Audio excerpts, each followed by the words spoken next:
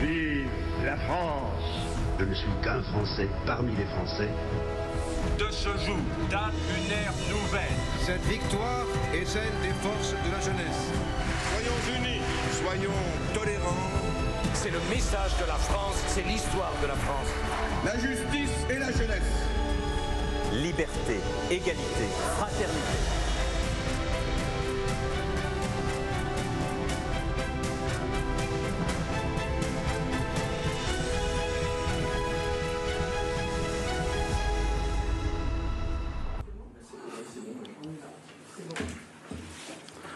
Vous me dites quand ça démarre?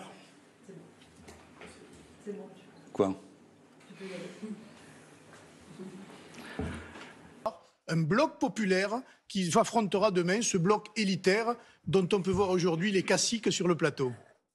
On voit là surtout sur les images, désolé, vous parlez de choses très graves pour vous forcément, et on voit des ministres en train de danser, en train de fêter la victoire.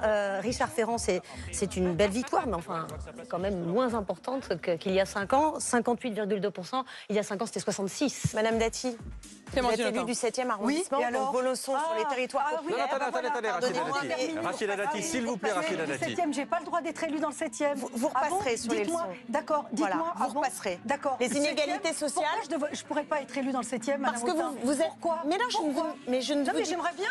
Pourquoi je pourrais pas être maire du 7e arrondissement? Pourquoi je peux finir une phrase? Eh ben voilà. Pourquoi vous dites je suis élue du 7e? C'est quoi le sujet? Que je sois élue du 7e. Qu'est-ce qui vous dérange? Rachida Dati, s'il vous plaît, si on veut un débat correct sur le plateau. Ce type de propos, je l'entends bien avec l'humour. Rachida Dati, s'il vous plaît, Alors, laissez allez plus loin. parler Pourquoi Clémentine je ne peux pas être élue du Autain. 7e? Clémentine Autain, allez-y. En quoi je serais illégitime pour le 7e arrondissement?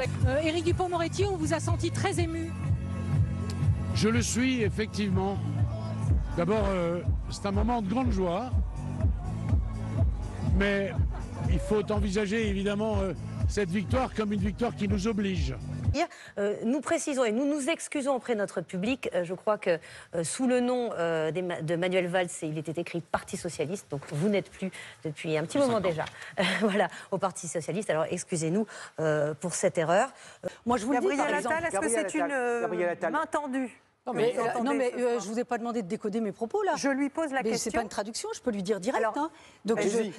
j'ai appelé à la responsabilité pour pouvoir évidemment qu'on puisse régler ce qui n'a pas été le cas pendant ce quinquennat. Le mépris Christian qu'il a Jacob, affiché. on vous interrompt tout de suite parce que Jeff Wittenberg est sur sa moto et on risque de le perdre.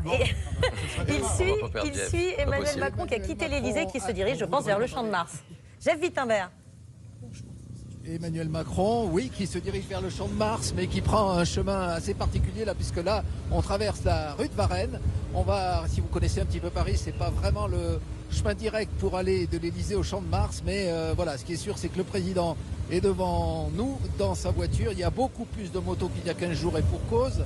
Avec Jean-Luc Mélenchon, Premier ministre d'un large rassemblement. Et Clémentine Autain, ce sera sur la base du programme du candidat Mélenchon, 2 points particuliers, il l'a dit il y a 8 jours, la sortie du capitalisme, l'équidistance entre Delphine, l'Est et l'Ouest. le bateau, vous représentez les écologistes, est-ce que vous seriez prêt? Non, mais c'est ce que disait, c'est ce qu'a dit à plusieurs reprises le candidat. Donc on sort du capitalisme et on ne livre aucune arme à l'Ukraine. Par exemple, c'est 2 points importants. C'est bien de caricaturer, c'est formidable. Non, ce sont des points. On va bien avancer ce soir avec vous encore. Ce sont des points. Permettez-moi de vous dire... Vous appelez à voter Emmanuel Macron et vous voulez combattre Emmanuel Macron. Vous soutenez Emmanuel Macron le dimanche. Pardon. Et vous voulez le croire le lundi. Intellectuellement, je ne comprends pas trop la logique. Pardonnez-moi, ce bordel-là. Non. Qu'est-ce que c'est que cette agressivité? Clémentine Autain, pardonnez-moi. C'est pas de l'agressivité. Non, ce sont 2 propos tenus il y a moins de 10 jours par le candidat Mélenchon. Monsieur Mélenchon. Et bon, c'est bon, on peut. Mais je vais quand même vous répondre. Clémentine Autain, vous disiez j'aspire à ce que nous soyons majoritaires. Ce qui ne va pas, si vous voulez, c'est que cette manière d'interpeller en permanence quand je parle, c'est une manière de ne pas écouter et permettre à celles et ceux qui nous regardent d'entendre mes réponses à ce que vous dites. Vous allez répondre parce que... Allez, non mais stop, Rachida Dati. Pendant quelques temps, vous taisez. On ne peut pas l'entendre. On peut pas l'entendre. C'est inaudible, vous savez très bien. On va être obligé de couper le micro, c'est quand même... Non, mais attendez. Ça va là? Non, mais on voudrait pouvoir l'entendre. Mais c'est vous qui n'arrêtez pas de me faire activer, il faut qu'elle puisse vous répondre. Clémentine Autain, allez. Alors là, vous allez peut-être trouver la situation un petit peu bizarre. On a suivi en fait...